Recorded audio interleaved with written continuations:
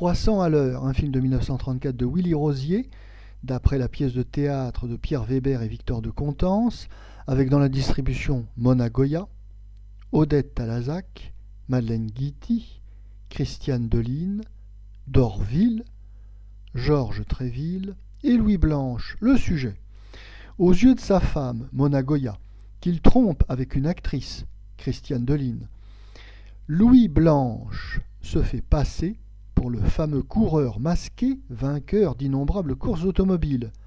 Un hasard le force à courir vraiment, et il se fait remplacer par un mécano ivrogne, Dorville, qui gagne. Le mécano use de chantage et prend la place de Louis Blanche auprès de sa femme, Mona Goya, et de sa maîtresse, Christiane Deline. Notre avis: Willy Rosier commence sa carrière de metteur en scène de cinéma en 1934 avec un film qui s'appelle « N'épouse pas ta fille », et aussitôt bien le ton est donné. Willy Rosier sera un réalisateur médiocre de films de second ordre, à l'exception cependant d'un film de 1937, Les Anges Noirs, d'après François Mauriac, et puis après-guerre il connaîtra aussi un petit succès avec sa série des Callaghan, ersatz de films d'aventure américains. Quant à 300 à l'heure, réalisé en 1934, on peut dire qu'il constitue un exemple parfait de ce qui ne va pas dans le cinéma français d'avant-guerre, comme l'a remarqué à juste titre François Vineuil. Le cinéma français se contente trop souvent de mettre en image un petit vaudeville plus ou moins spirituel.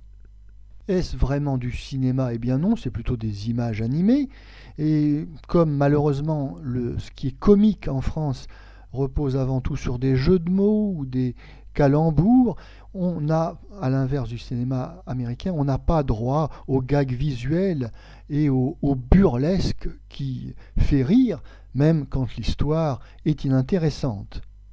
Dans ce film, où il est question de course automobile, on aurait pu espérer que Willy Rosier réussisse un petit peu à rendre le spectacle cinématographique en réussissant ses plans en extérieur, ses courses-poursuites automobiles, mais il n'en est rien.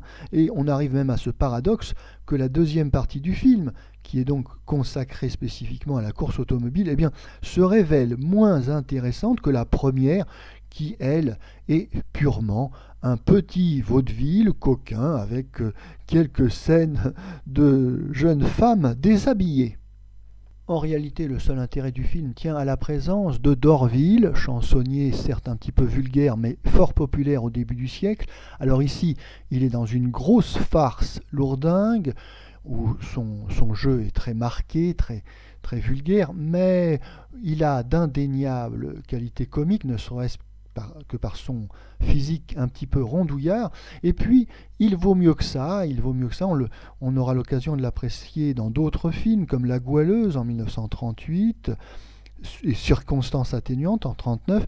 Et puis c'est un acteur qui peut mieux faire car il a aussi un registre un peu sombre, un peu dramatique. Ça sera le cas dans l'excellent L'affaire du Courrier de Lyon de 1937.